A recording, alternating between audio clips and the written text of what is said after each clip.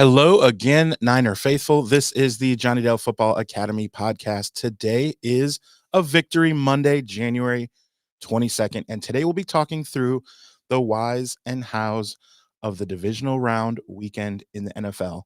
We'll also explain how the 49ers are going to yet another NFC championship game, third in a row, as they beat the Packers again this weekend. All this and more, you're inside the Johnny Dell Football Academy.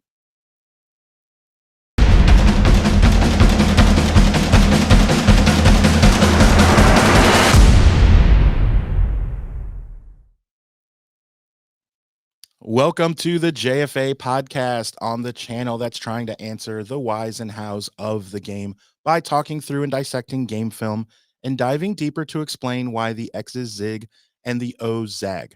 I am Adam Marino, reminding you, as always, the most fun way to watch is on YouTube, where we go live. There you can comment into the live show. Be sure to hit the notification bell so you can be part of the conversation.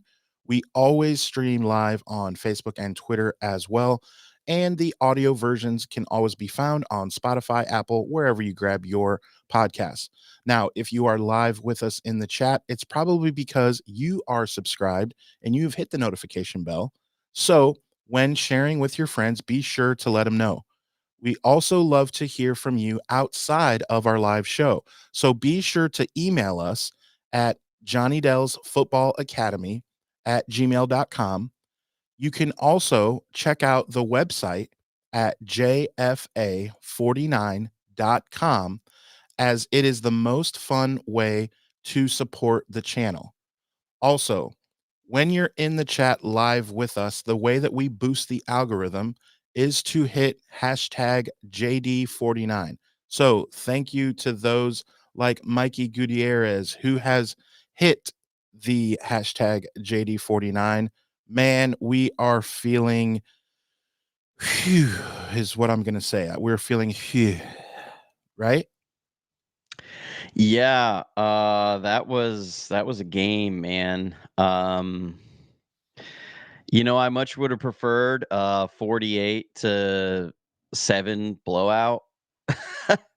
I think it would have taken less years off of my life, but the 49ers pulled a game out, and it was something that people had been asking for. They wanted to see us win a grimy victory, right? People wanted to see a game like that. And kind of coming out of the Washington game, players were kind of saying like, yeah, that was kind of the grimy kind of win that we were, people have been saying we needed to show that we could win. And all of us kind of were like, was it though? Was it really? And then here we saw it. And it answered so many of those questions that people had. Could Brock Purdy lead a game-winning drive when it mattered most? Season was on the line. Could they tough out a win where for 3 quarters they were not playing their brand of football? And could they do it against a team that was playing hot? I mean, this was a team that was as hot as any team in football over the last month of the season. So, it's a good win. Celebrate. I like I said, I much would have preferred a big blowout. But look, Kyle Shanahan and the 49ers are headed to their third straight NFC championship game and fourth in 5 years. I mean, to think that the only year they haven't been to the NFC championship game since 2019 was the COVID year when everybody on the team was hurt. Literally everybody was hurt. Is wild. Is just absolutely wild. And major props to Kyle Shanahan and what he's been able to do with this team in this time. I mean, this is very, very impressive, especially when you consider, as we talked about a number of weeks ago, Adam, that there's only 9 players from that 2019 team that are on the team today. And so they've rebuilt this team. They've got 42 different players on the team now than they did in 2019. And to still look back and say this is their 4th trip to the NFC Championship game since that time is super impressive. So impressive when you think about what you said, those nine guys. You don't think of it like that, and I definitely don't think the rest of America thinks of it like that. And so they just think, "Oh, old hat." This ain't old hat, This is revamped, and what a job done by John Lynch and company, and we are excited. Let's talk a little bit real quick. We'll dive deeper into the game, but let's just go a quick overview of the faithful and how you were feeling as we kind of discussed before the show and we texted last night or Saturday night. Uh I was a little bit like, it's not over yet, it's not over yet, it's not over yet. But I was just like, it can't go like this. It just can't. It just can't. And you apparently were a little bit worse off than I was. Is that I the was bad. case? I was in a bad way, man. Like, not to say that I wasn't believing or anything. I think it's just the years of heartbreak is building up, and my wife can attest. She's in the chat, and I was not in a good place during a lot of that game. I was literally already mourning the season. I was sitting there going, "Come on, this is the best team we've had since." In 30 years, this is the best chance we've had at a Super Bowl since I was 10 years old. And this is how we're going out. Number one seed. We're going out this way. No, like I was already so upset. Yeah, my wife's sitting there. It was the third quarter. In That the third quarter. it was rough. It was not a good time in the Delmark household or the Dell household.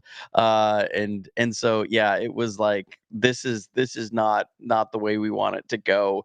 And my son, who's 20 months old, is just like asleep in my wife's arm over there. He didn't care.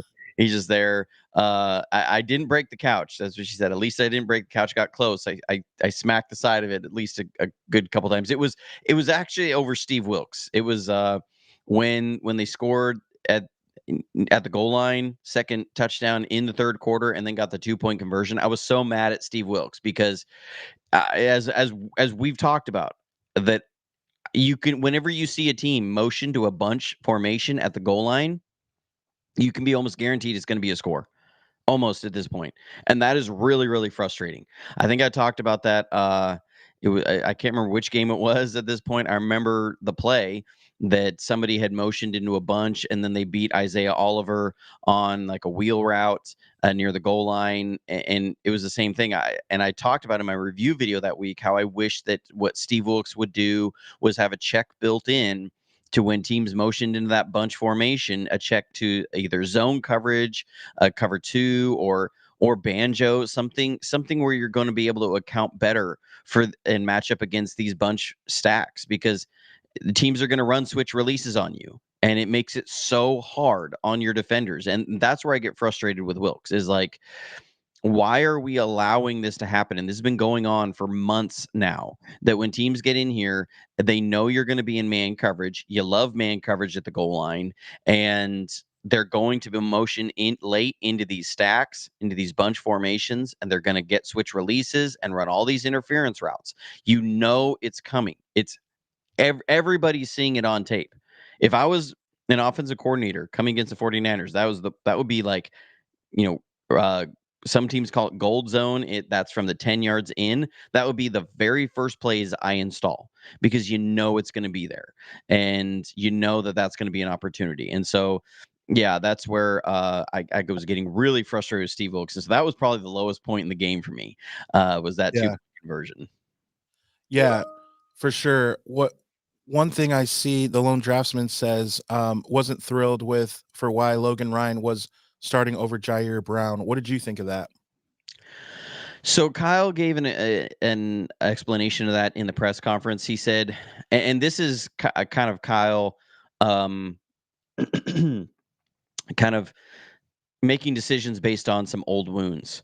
And so one thing Kyle talked about was how a lot of times if a guy hasn't played in 4, 5, 6 weeks and they're coming back in the playoffs, that's when it can really burn you because they're coming back. They haven't been played for so long, and they can make a big mistake there because they just haven't played in so long, played real football.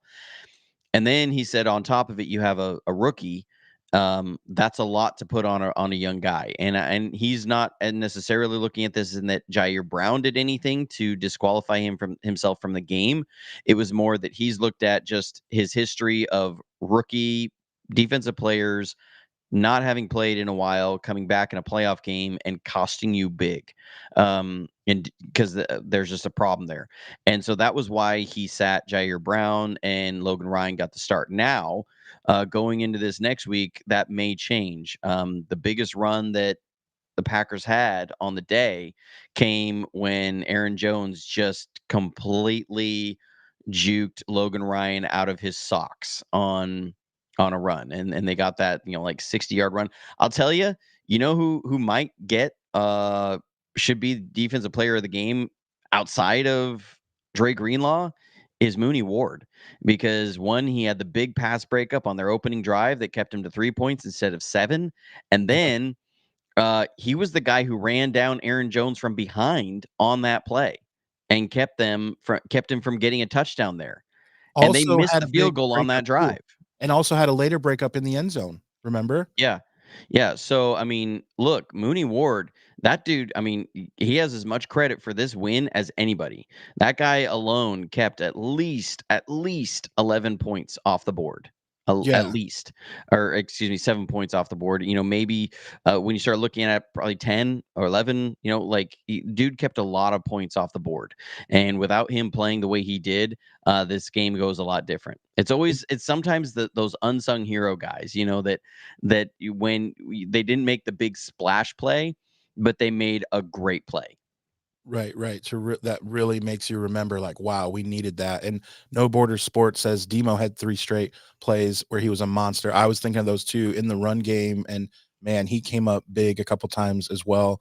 Um, and let's talk about this as Technic Chick also says it. Like, I, Ambry Thomas, like, is like so up and down, and lately more down. Are you seeing something different? Am I overreacting that Yeah, I just yeah. want to? I had Packer fans. Adam's overreacting and jumping ahead in our notes because we had concerns after the game way down here. I was hoping to talk about all the celebration stuff Okay, early, well, we can, and alright, we can get into that. I just had seen that comment. We were just talking about guys who were playing well, but no, you're right. I guess that is technically a concern. I was thinking more injuries, but okay, so we're giving our reaction. I'm gonna star that comment and we'll come back to it. Yeah, yeah, no, that's fair. Stay with us. See, this just gives us, you know, ways give a call to action. I guess you guys have to stick around.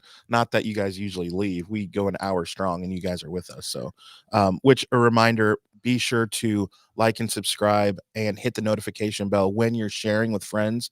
Always have your phone ready, share the channel and let them know to hit the notification bell so that you know when we go live and that you can see when Johnny's videos of his breakdowns.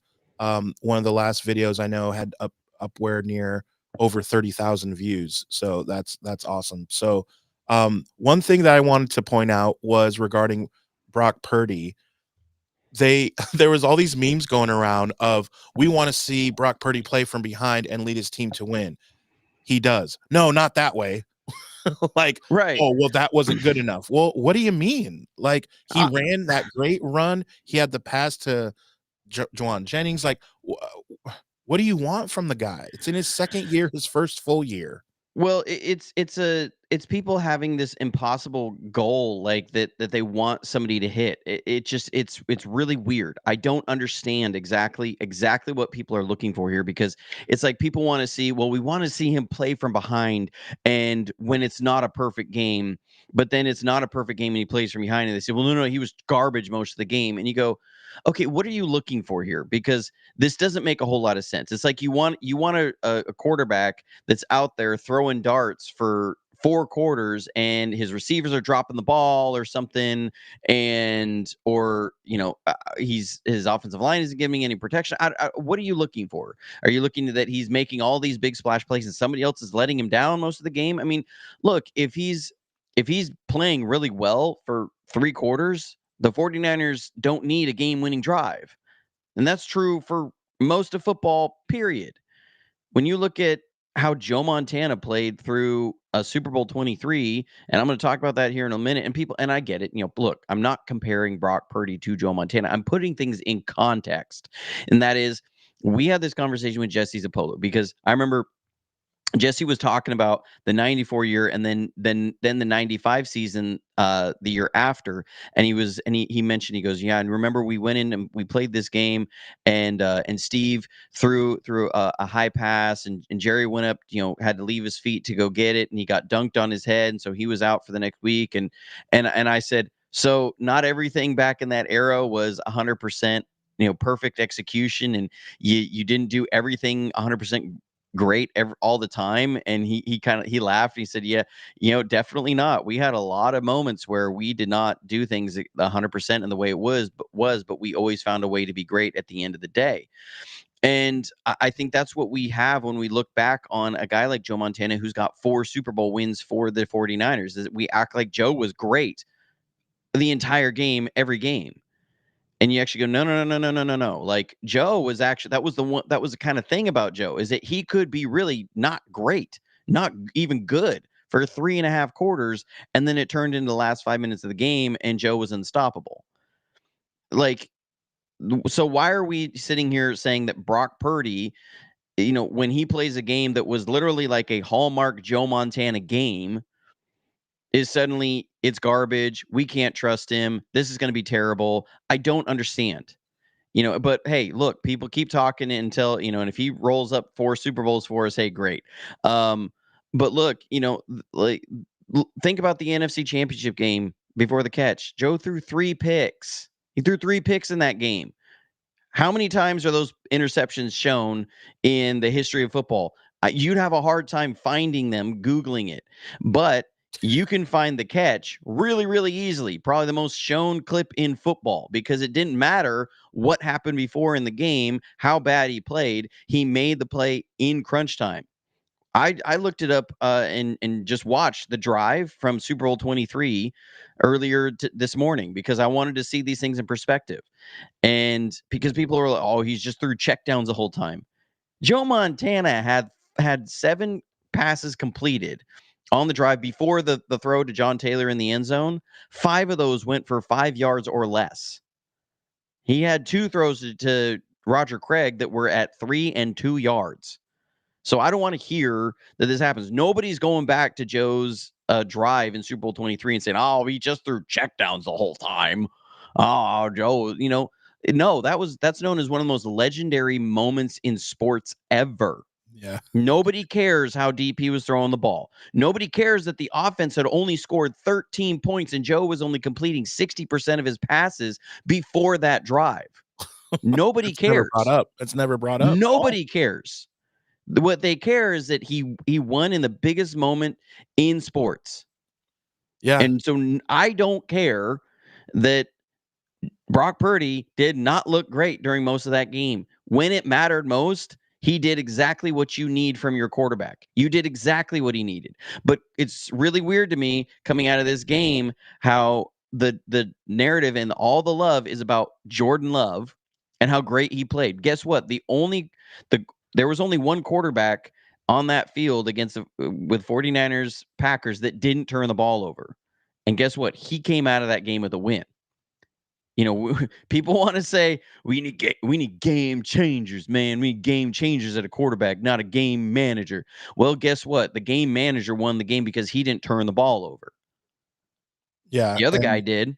And speaking of, lends itself greatly to the great Gonzo. Thank you for the super chat. Who says if you swap stats, Love would be praised as clutch. I mean, Jordan Love had 2 interceptions, and one of them being the cardinal sin, which he even admitted, and threw for less than 200 yards.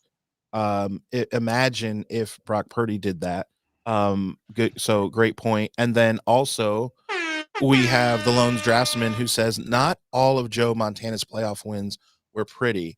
Sometimes he played like booty cheeks at home in the 84 playoffs against the Giants, who were the 5th seed, one of the worst teams to ever qualify.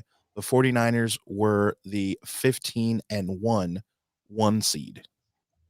Yeah, I mean, absolutely. Like, it was just like I said, that was a prototypical Joe Montana game, and people want to say, quit comparing the two. Quit, Brock Purdy is not Joe Montana. You go, you don't remember what games with Joe Montana was. It got to the point where people just expected Joe to win the game, even when the team was down. He was Joe Cool. It didn't matter that the team was down. It didn't matter that they played like cheeks for 3.5 quarters. They were still going to win. He pulled out so many game-winning drives. Look, you do not need a game-winning drive if your team played really, really well the whole time. It's like people have this idea that your defense can just play like garbage and your quarterback's going to carry your team to a win over and over and over again. Well, ask Josh Allen how well that worked out last night, because his defense played really poorly most of that game.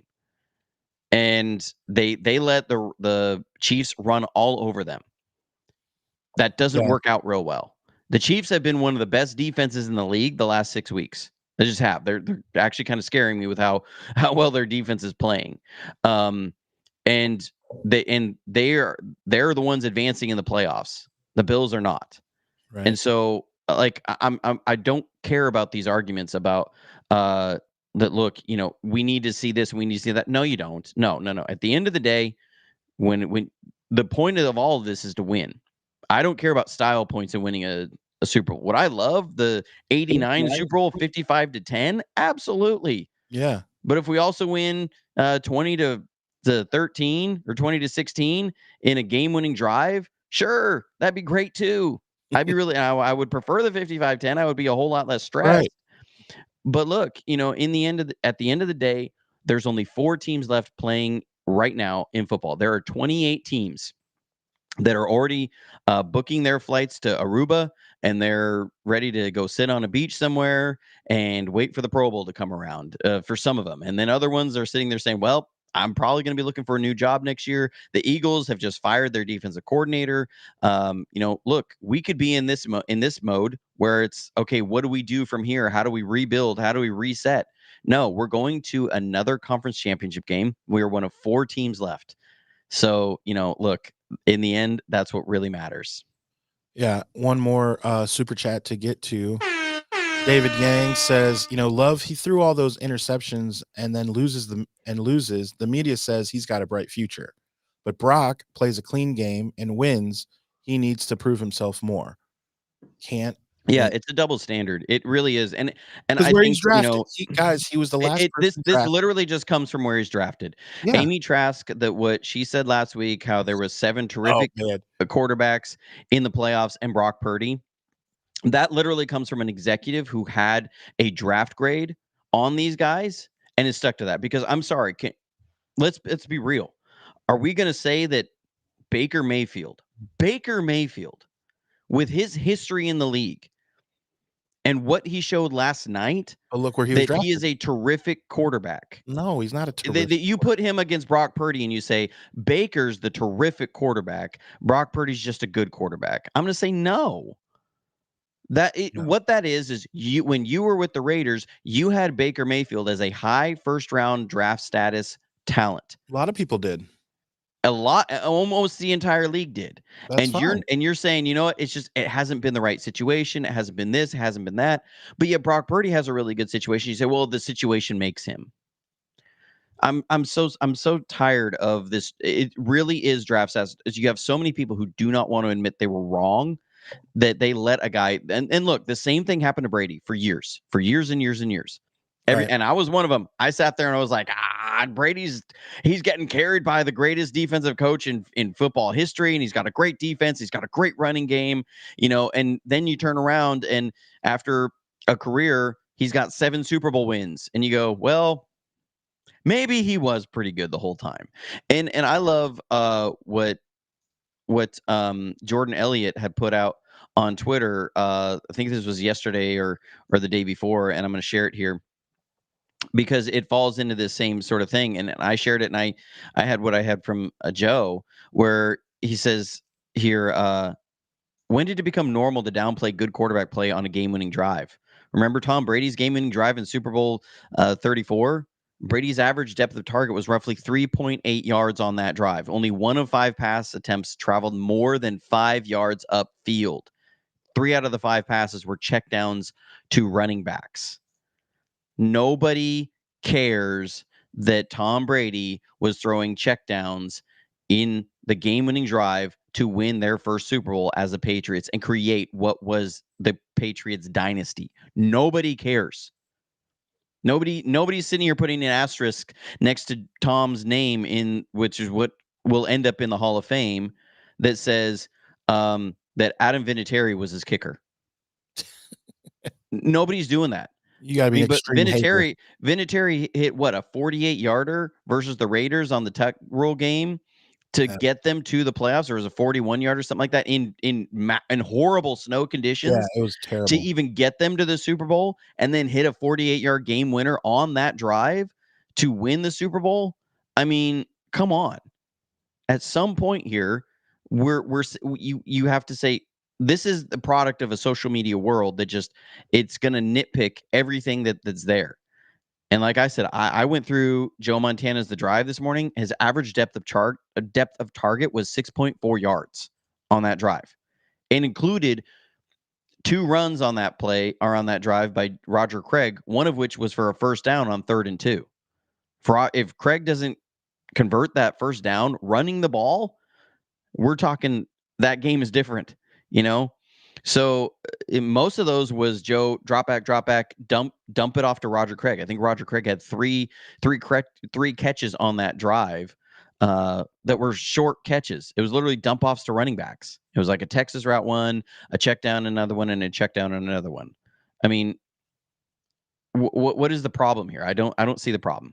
Yeah, let's look at that last drive. I have some stats here that I didn't know necessarily until I actually looked at the stats, and I was like, "Oh, okay, it was better in Brock's favor than I thought," because at 6 minutes and 18 seconds, they chewed up 5 minutes and 11 seconds of the clock. 12 plays, 22 rush yards. We know that last rushing play was to CMC, which I want to ask you a question on that. But 47 yards passing. So he threw for dang near 50 yards and was flawless, including that scramble. And then all he had to do was simply give it to the best offensive player in the last maybe 3 seasons, right? Which, okay, is that a knock on him when he still threw for 50 yards? Now, and here's my question. That was a lot to unpack, but here's one question that goes along with that. Did Green Bay in that when when they were trying to stop CMC for the touchdown, or were they? Did they let him score, do you think? And was that a thing? No, they didn't. It wasn't one of those moments of, they're right at the goal line. It's better to let them score now so we have enough time to Yeah. get the ball back. Because they're looking at San Francisco had to get a touchdown. If it was a situation where, a field goal ties the game, sort of a thing, and so, either way, you're going to have to score to win this game. Then no, that maybe they let him score, but on that play, I believe it was Darnell Savage came down and tried to take a massive shot on McCaffrey, and McCaffrey just bounced off of him. Um, no, that wasn't a play. Nothing on that showed to me that Green Bay was like trying to let him score. That was 100%. They just, he. It was a great play call, and it was a great play call, and it was a great execution on it. But yeah, and I think Brock Purdy was 6 of 7 on the drive, with the only incompletion being George Kittle dropping a pass. I mean, look, Man, wide open and dropped a pass. So I mean, he could not have been any better on that drive. Made some real tight window throws. I mean, come on. Look, yeah, he did not play well. There was balls that were coming out of his hand weird. The guys oh man, two off picks routes, and that should have been. now look, Jordan Love got picked off twice, and he had another one that should have been picked off. It went right through Lenore's hands. That might have been a pick six. Right. So, look, this is a game that people are going to look back and say, well, San Francisco was lucky to get out of there with a win. And just a few things happen differently, and Green Bay, or even one thing happens differently, and Green Bay is coming out of there with a win. And I go, look, this is a game that both teams can look at and say we were both lucky to get in it, and lucky that we didn't, and unlucky that we didn't win. Because yes, there was the drop pick that Purdy threw that early in the game, but like I said, Jordan Love had one drop by Lenore. You look at that, they had a freaking 80-yard kickoff return that the guy fumbles right at the end, and amidst 4 49ers, one guy comes out of the crowd and it bounces right to him, and Yeah. he gets the ball back. I mean, that changes the game because that's in the third quarter where they're down in that game. You look at that if Tayshaun Gibson doesn't slip on that little flare concept, it was a fake screen with a guy running the go route, and Gibson slipped. You know, Gibson was in a position to drive on that ball and might pick it off. What? Look, football is an imperfect game. Yeah. And a lot of these games, you can look at a lot of different moments and say, well, if this moment goes differently, yeah, there's a lot of them. But you know what? That's what makes the game. We've been saying that as 49ers fans since from the 2021 NFC Championship game, right? If Jaquaski Tart just holds on, just catches that interception and doesn't drop it, we're going to the Super Bowl and we're winning that Super Bowl. If Brock Purdy doesn't get hurt in the NFC Championship game, we're going to that Super Bowl. You know, that I don't want to hear it from other people. Like, we have had our moments that have not gone our way. And so I don't want to hear about how that game could have gone this way or that way. It didn't. In the end, it went the way it went. The 49ers are still playing. They're going to host the Lions in the NFC Championship game. Man, couldn't have said it better. I love it. One thing about the game in general also was Brock Purdy. That was everyone on social media, every 49er fan came to his aid saying, yeah, that was one of his, worst games, but his rating was still 86.7. He still threw for over 250 yards. The percentage completion was not like him. The weather, I hate to say that weather played a factor because you want a guy to just be a gamer and just handle it. And I hate to say that that's kind of a thing now that like, uh-oh. And we've played bad against the Bears, the Colts, in rainy weather as of the last few years. And it's like, man, can we just be better if it's bad weather? The Super Bowl, they have Vegas has a dome, right? They can Yeah. and Yeah. next week I'm And hearing it's should be natural turf fine. though. Like, I love the way that the Vegas did that. I mean, one, playing outdoors in Vegas, people always think about it as really, really hot. Well, it's a high plains desert, so um during the winter, it's really, really, really cold. And so you don't want to be playing outside in that. And it's not like it's fun elements, like it's cold and there could be snow. No, no, no. It's mostly just really, really cold and dry. And they figured out a way to have natural turf with a dome, which I think is amazing.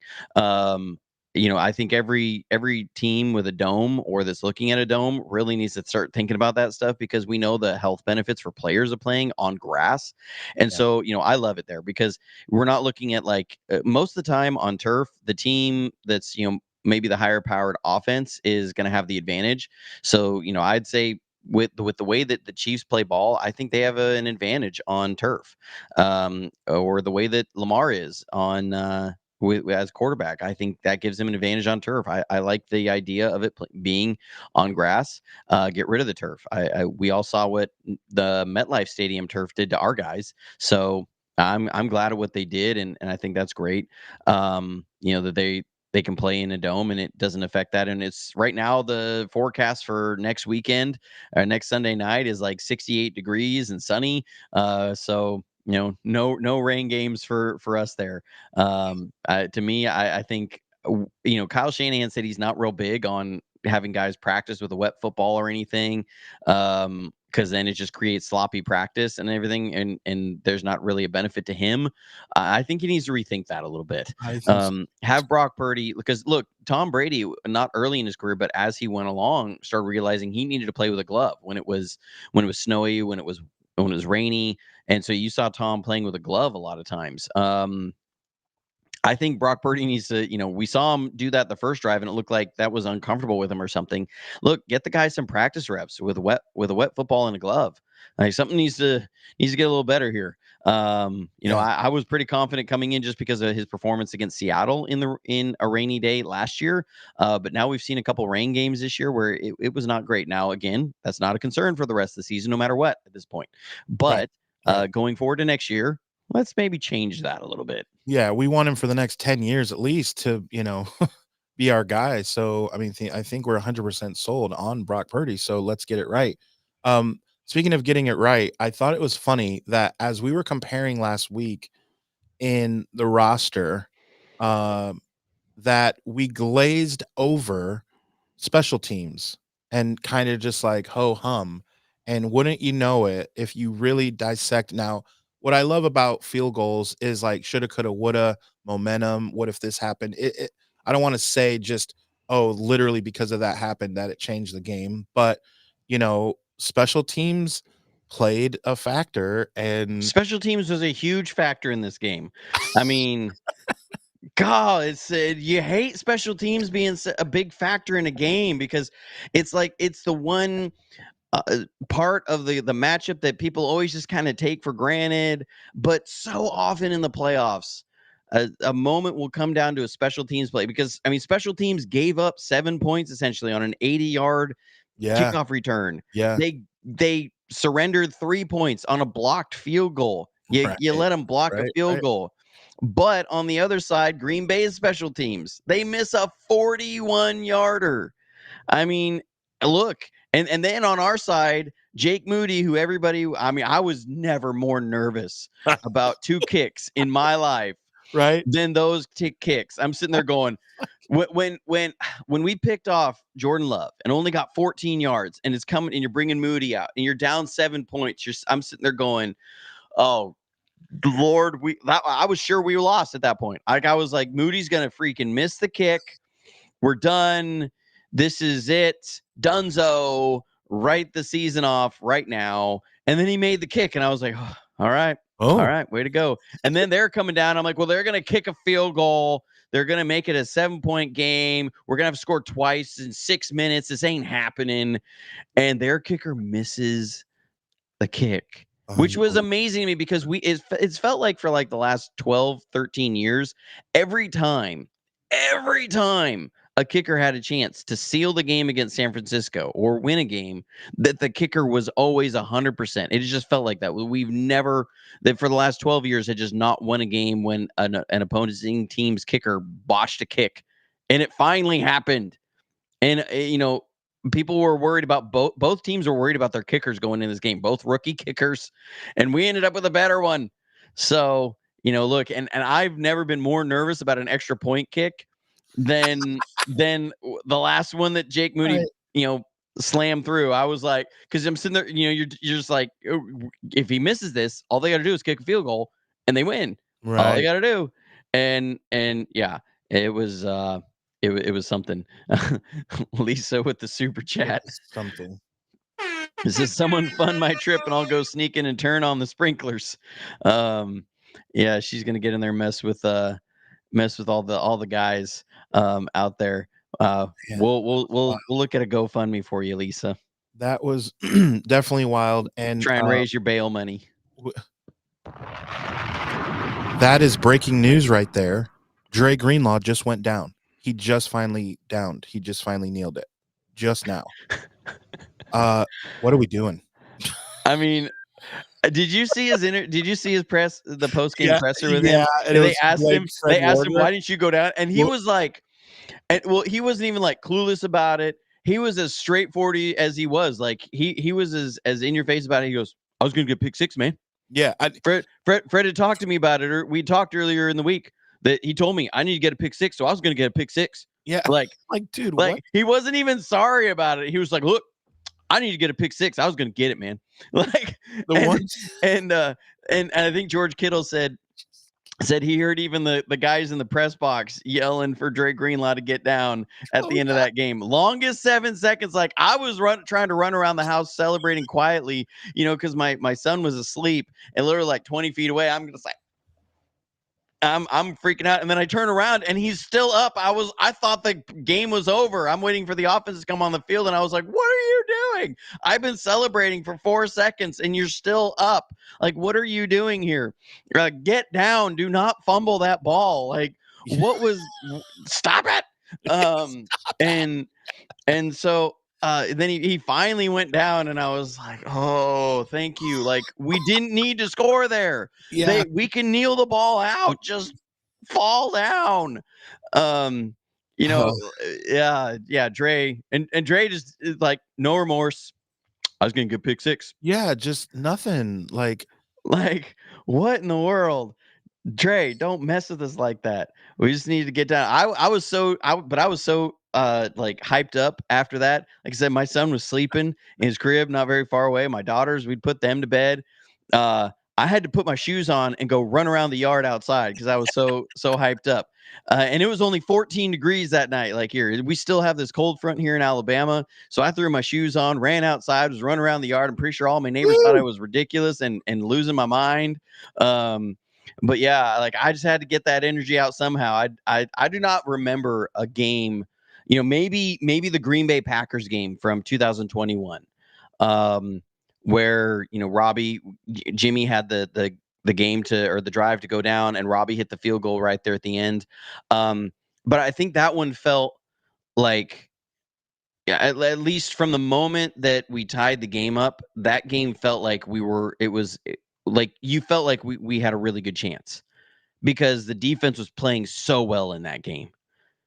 And we were able to run the ball a little bit. It felt like we just needed to get one decent drive there at the end, that we just need to move the ball a little bit. And Robbie Gold um, was so rock solid for on so many of those kicks. So like that game I was really excited about, and it was again against the Packers. But I felt more confident down the stretch in that game because the defense had just played so stinking well. This game, it just felt like because both sides of the ball had their moments that you couldn't trust either one. And I think that's what had the game hanging so hard, and the ability to like come out at the end felt so good.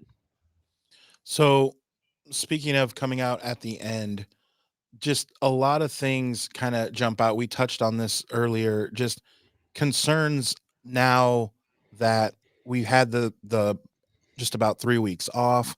Um, things that happen where you're like, okay, now we have the Detroit Lions. As I'll give a reminder, we will not talk too much about the Lions today because we have to save our time and energy for the preview show, which will be later this week. So make sure that you have the notification bell. Go ahead and look right now. Make sure that it's clicked so that when Johnny has the videos, the breakdowns of the film, when those come out, they never come out at the same time because some take longer than others. Sometimes the film doesn't even get released when it's supposed to, all that stuff.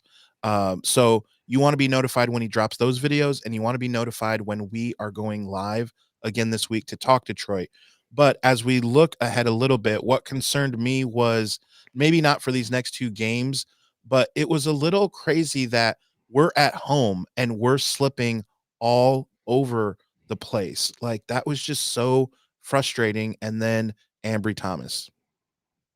Yeah, I mean the not dealing with the field conditions well was definitely a concern because it seemed like that was affecting San Francisco a lot more than it was Yeah, Green Bay. no Um, kidding. and as much as Green Bay want to be like, yeah, this stuff doesn't bother us. We're from Green Bay. You're pretty much a frozen tundra for you know 6 months out of the year. So I don't know about. I don't think there's a lot of rain there in Green Bay is that you're dealing with in your football games all the time. Um, but it was more, yeah, that's a concern. Again, not over the next couple games. It's supposed to be nice and warm and sunny in California this weekend, and then obviously in the Dome the next week after that. Um, if the 49ers are able to make it there, I mean, they got to get through Detroit first. My biggest concerns are, yeah, Ambry Thomas had a rough game. I mean, good lord, and that was where I That was so penalty. frustrated. You got a 3rd and 15. Like you finally have something that breaks your way. you're looking at getting a huge stop to give you momentum. It felt like they never got momentum until that very last bit in the game. Yeah. And you have a moment to really swing momentum. You've scored. You're looking at, now we can hold them, and now we can go start pulling away, and you get a 3rd and 15, and you give up a 42-yard pass interference on a Spot ball shot. that was not, it wasn't like a good throw. It wasn't like the guy Mm, was just wide open. He panicked. Like, Ambry is one of those kids that I'm like, I want to believe in you. You will give me 4 or 5 games that I'm like, I want to believe in you hard. Like, yeah. you have all the tools to be a really solid corner here, and then you'll have a game like that where it's cost you massively. So that's a concern. I mean, look, Detroit's got some weapons. They got some receivers. I mean, he's gonna have to match up against Amon-Ra St. Brown. Yeah. That's a scary thought. Are they gonna have Mooney Ward travel? Are we gonna be in a lot of man coverage? How are we gonna guard Sam Laporta if we're running a lot of man coverage, or Jahmyr Gibbs out of the backfield? I mean, Gibbs has got just unreal speed everywhere. And look, I love Dre and I love Fred. That's a tough matchup for any linebacker in this league. Right. So, that's a concern. My other concern is the rush defense. That was one thing I said in the preview video, that one thing that Dallas did not do was stop Green Bay's running game, and one thing that Tampa Bay was able to do was stop Green Bay's running game in the end zone. Now, when I had looked through that tape, I was showing clips of where they had been successful in stopping them. Now, for some reason, in the second half of that game against Tampa Bay, Matt LaFleur went away from the run. Aaron Jones only had 17 carries in that game, and Right. he had like 9 carries in the first drive and 2 plays, something like that. I mean, I want to say in the opening drive that Green Bay had, that they got down right into the end zone against Tampa Bay, he had like 7 carries, 8 carries. It was more than half of his carries in the game came on the first drive. So, like, there's moments like that where you're going, okay, he had been getting hot as a running back, but was the first guy in 52 games against the 49ers to get over 100 yards rushing. Yeah. Um, And it was and barely, we and were it was looking at, because of that run, that long run. yeah, the big run, but even then, it felt like every time they handed the ball off to him, it was going to be 5 yards. And while those aren't, that's death by 1,000 cuts. That's while most of the time you're keeping him from getting these explosives when they're constantly in 3rd and 2, or in 2nd and 5, and they can have the play action passing, because suddenly now you can't just play real soft zone and come up and make a tackle, because if you're in 2nd and 5 and they're running a 3-level vertical stretch and your linebackers have to drop 10 yards back to cover the intermediate area and rally to make a tackle, well, they're going to get a first down. And that's what so much of it was. It was like they had so many short 3rd downs or favorable 2nd downs that we just were not winning on first down consistently against the run. And that was what was frustrating for me. I think we were expecting more from the rush defense with Eric Armstead coming back, and it just wasn't there. Now, I think a lot of that is Eric Armstead's got to get back in game shape. I think he's he was obviously on a pitch count. There was a number of times I was looking down the field going, and they'd have a 6-yard run, and Kinlaw would get up out of the pile, and I'm like, why is Kinlaw out there? I thought Eric Armstead was back, and so they obviously were easing Armstead back in there. Hopefully he'll be good to go for a lot more snaps against Detroit, because Detroit has a 2-headed monster that they're going to come at you with Montgomery and Jahmyr Gibbs, and both those guys are tough to stop for without getting some yards. Montgomery is a tough runner. He's a physical runner. He's going to get you 3, 4, 5 yards. Jahmyr Gibbs is a guy, if you give him an opening, he can break a run off at any point. Yeah. So they really, and Jared Goff, while good, he needs that running game to have all the play action passing. I don't mean to sound against Jared Goff like so many people say against Brock Purdy, but when you look at so much of Detroit's passing game, there's so much play action involved.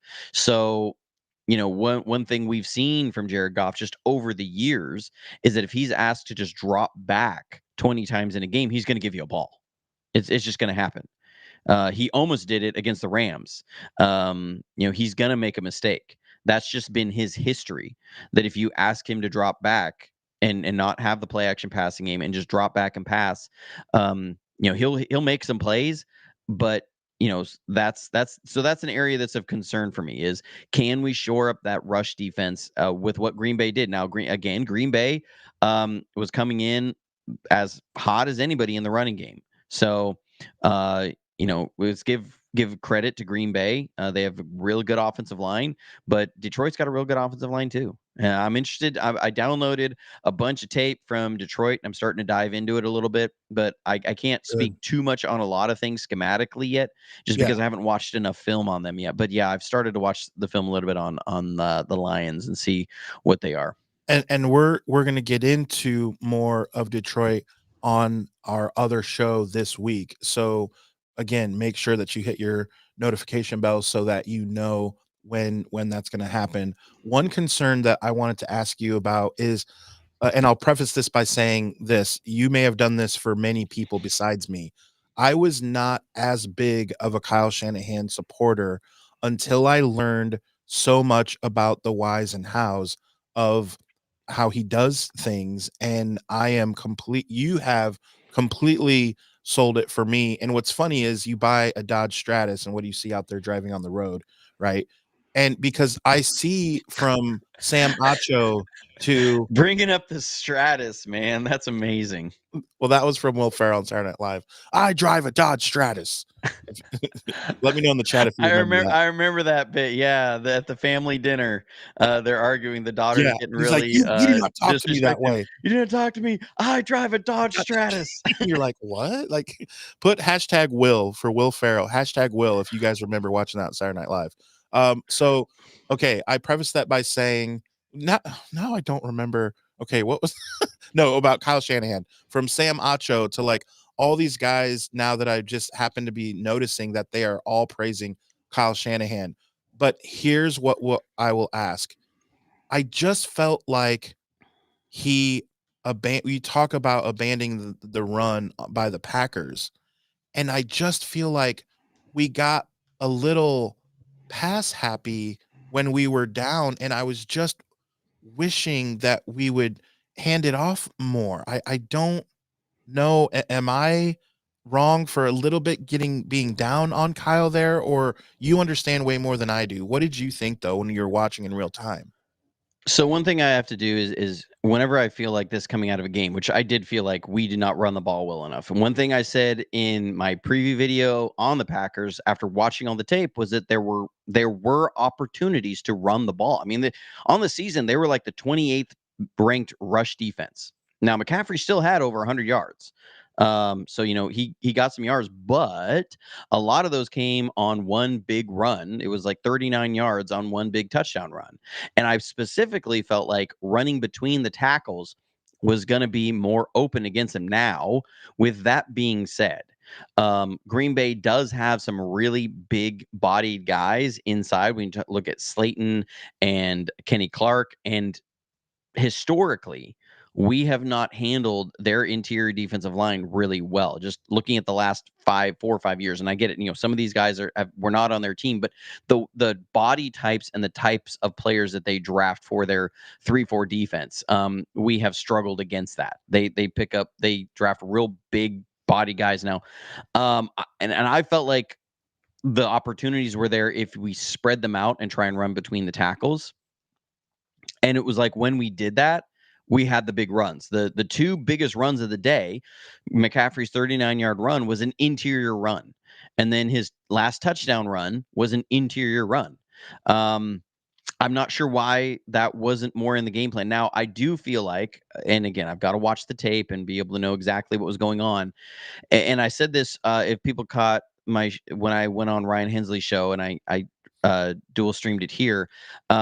I said what I felt like was that there were going to be opportunities to run the ball, but I felt like Kyle was going to come out trying to throw the ball to open up the run.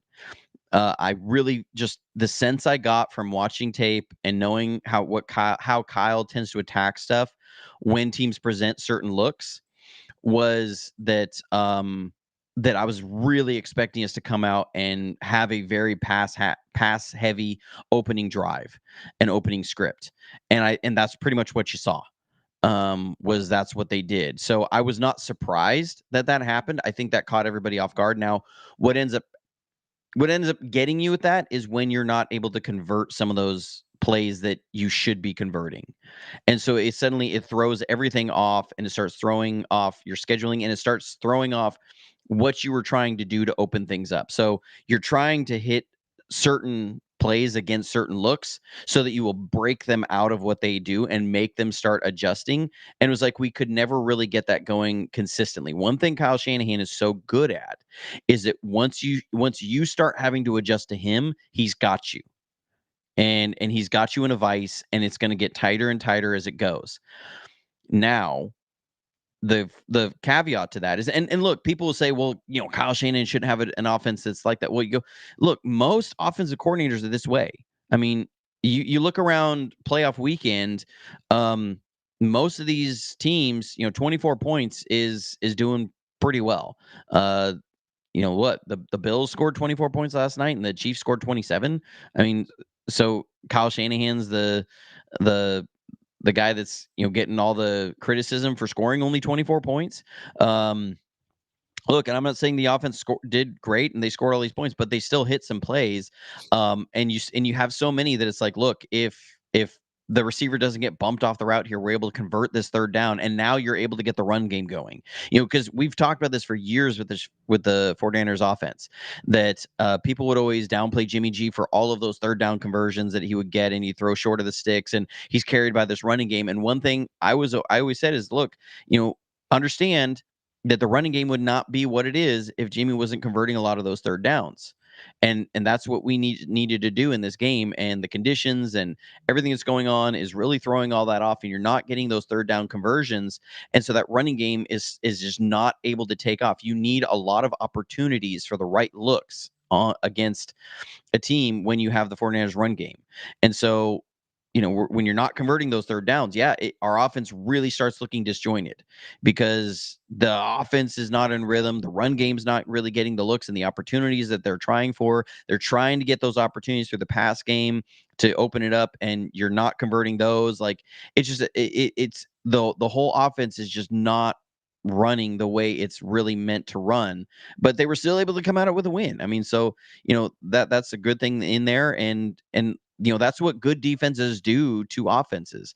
You can look at a lot of offenses around the league, high-powered offenses. They all have stinkers that they put out there on the season, and you go back and you look at that game, and you're going to see that, yeah, somewhere in here their game plan was really thrown off, and it was really hard to adjust because it was like everything that you can do to adjust is just not firing, and it looks really disjointed.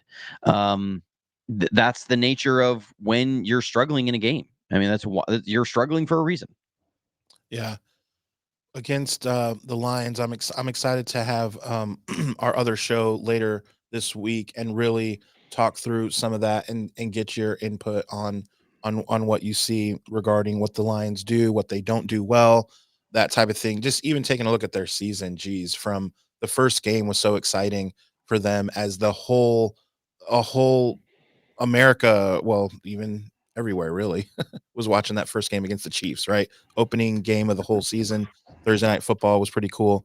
One more thing to go through, but I want to give you guys one final reminder that you can always get a hold of us.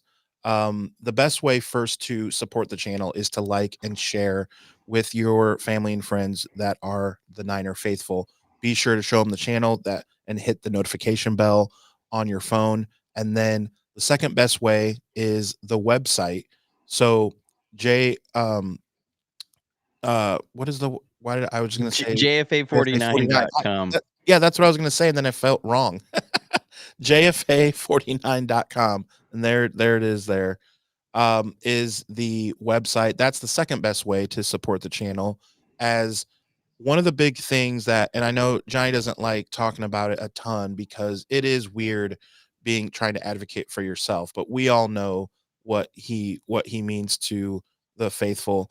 And YouTube is just flat out making it hard to monetize, guys. It just is. And so this is a really good way that Johnny can have a little bit of income coming in for the work that he puts in. This guy puts in so much work, not only just with me, but even outside of the podcast. All I do is the podcast, and this is strictly so much fun to hang out with you guys. But Johnny puts in a lot of time. We've put in a lot of time with the website. It's gonna get even better with all the things that he's doing, breaking down the whys and hows, and that's what this channel is about. So be sure that in order to keeping with this content and to keep it going, that's the best two ways to support is to share with your friends and family. That is the number one way. The second best way is the website, and you see it there. It's in the chat. We showed some of it there. You can also email us if you have questions, or if you email us questions, we'll get on the show. Send a picture, because then we'd like to put that on the screen too. And when we go live in the podcast, we'll answer the question there. So Johnny Dell Football Academy at gmail.com as well. And Technic Chick says, love the first tree route vid. Yeah, so that's nothing, I will tell you. Like, just wait. Like, there's gonna be so much info, so much really cool stuff on that. So those of you that already have, thank you so much. Like, it's so cool again to hang out with you guys. Um, the last thing that I wanted to go over, Johnny, was the health of Deebo. I was on his Instagram live, and he was kicking it with his friends. They were, I don't know if anyone else saw, they were at his basketball court at home. It was still like rainy, and he was in good spirits. He didn't really mention anything. I did see a report that it's not as bad like as what happened in Cleveland, right? So what do you think will end up happening? Yeah. So if you caught Ian Rappaport on Good Morning Football this morning, he talked about it, that the X-rays were negative. So because the concern coming out of this was everybody had said this was an injury really similar to what Deebo had suffered versus Cleveland. And everybody remembers, what Kyle Shanahan builds a lot of his offense around Deebo Samuel and what Deebo Samuel can do. And as far as, because here's what Deebo Samuel does, and this is going to sound weird. He stretches the field, but not in the way that most people think. Right, not a speed Um, demon. yeah, we normally think of a guy stretching the field as a guy who stretches and takes the top off the defense. James What Jett. Deebo Samuel does is he stretches the field and he lowers the bottom. So, where you have a speedster who's going to push those safeties and corners really, really deep. What Deebo does is he doesn't allow those linebackers and the undercoverage guys and the safeties that are playing underneath to play with depth to take away the intermediate area, because Deebo is so good in space that you can dump it off to him at 5 yards, and he just sometimes needs to miss break one tackle, which he can do, and he's gone.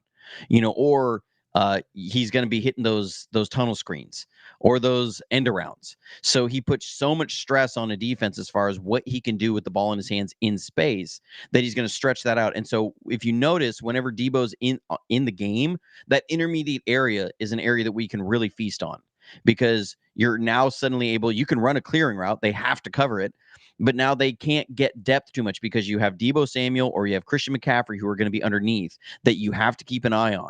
And that's where you're going to see Brandon Ayuk and George Kittle start feasting in that intermediate area. They're both really, really good in that intermediate area. And sometimes even Juwan Jennings. So when Deebo Samuel goes out and you have all these packages of plays that involve Deebo in the backfield or Deebo out there on a screen and all this stuff, it's just a little bit different. We saw it at the opening of the third quarter. Kyle Shanahan talked about it in his presser he called a play in there that was supposed to be for Deebo Samuel, and he forgot to tell Brock Purdy in the headset, don't say Hesse, because that was going to move the Z into the backfield. And Juwan Jennings was playing that role, and he went into the backfield, and they handed the ball off to him, and Kyle Shanahan was like, "Oh, bugger! I didn't mean for that to happen." I But he's wondered like, that. but when you're playing, he said, but when you're playing with a wristband, you have a play already written out there, and you have to tell somebody like what not to say in there, because there's certain words that are going to trigger this play to be for a different player, or a guy to be in a different spot, and so. that really throws Kyle Shanahan off. And like he said in after the game, he goes, we did better than we did in Cleveland. That was a huge reason for a lot of the offensive sputtering in Cleveland. He said, we did better than we did in Cleveland, but we still have to be a lot better at that if that's happening in the game.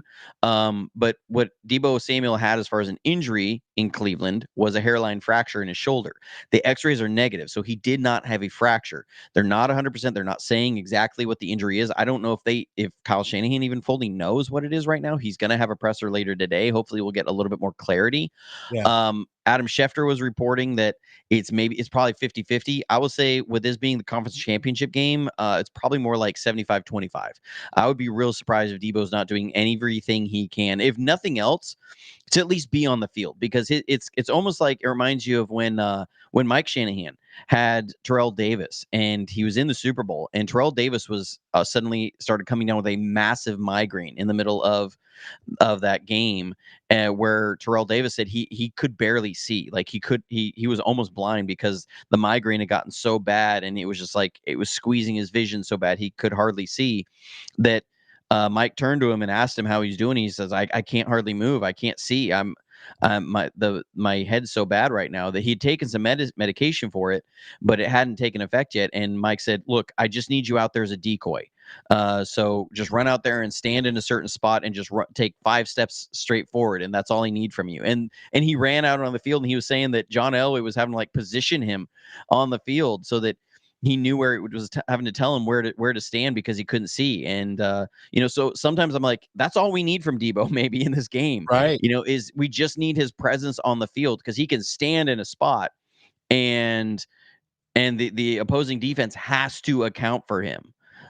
So maybe that's what happens here. I think Deebo's going to do everything he can. Apparently, he started doing rehab from pretty much halftime in that game to try and get ready for the next week. So, I think it helps that we're not traveling. He's going to be able to stay home, stay with the medical staff, get round the clock treatment. You got to get him through the next game. That's really what they're looking at. Like, get him out there through that next game. You get 2 weeks off before the Super Yeah. Bowl. Yeah. So, you know, uh, but you got to make it to the Super Bowl first. So, yeah, that's where it is. Big news, big news. Deebo Samuel is huge.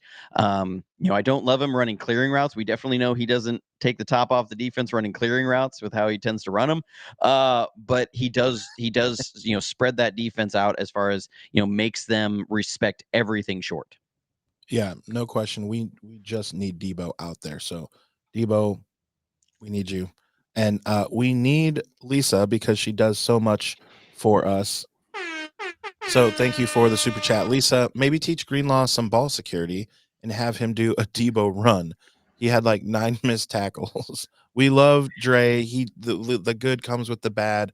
A lot like Draymond Green. It's kind of the same like the way you look at it. I guess to me Dre is on Green. yeah, exactly. Dre gonna Dre. But yes, thank you, Lisa, for the super chat. Thank Yeah, you, everyone. and Kyle said that in his post game when he was saying that Dre wouldn't get down. He's like, look, if he wants to carry the ball so bad, I'll put him in there on offense a couple times or something. You know, Right. Yeah. which hey, Yeah. I think a lot of us would not be upset to see Dre Greenlaw run the ball. I mean, like let's see it. Like let's see him line up or put him in there at fullback with Juszczyk. Because that dude will bring the heat in physicality. I'd love to see Dre Greenlaw, almost like they used to do with Teddy Bruschi. Right. Patriots did put him in the game as a fullback and stuff. And I'd love to see a Juszczyk Dre Greenlaw backfield with George Kittle out there, Christian McCaffrey. I mean, come on, Yeah. how fun would that be? Yeah, one person that may not agree is George Kittle, and I only say that because he said, "Man, he was holding that ball like he was getting ready to do a crossover." He wasn't really. So I don't know if Yeah, he's Kittle like he's doing decided, like 5 crossovers out there. like, dude. But yes, he did finally go down earlier. If you just joined us earlier, about 40 minutes ago, I did break news that Dre Greenlaw did just go down with the ball. So we have officially moved on to get to play Detroit because he did just go down. So that's good.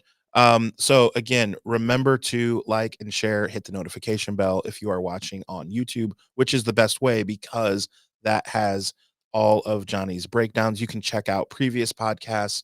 You can check out all of the breakdowns, why Brock Purdy should be MVP. I still, to this day, share that video with people online when they are acting a fool. So be sure to do that as well. And remember, we are going to come to you again either Thursday or Friday. We'll figure that out. Probably same around same time frame. So again, thank you so much to everyone. For Johnny Dell, I am Adam Marino. Until next time, stay safe, stay healthy, and as always, go Niners.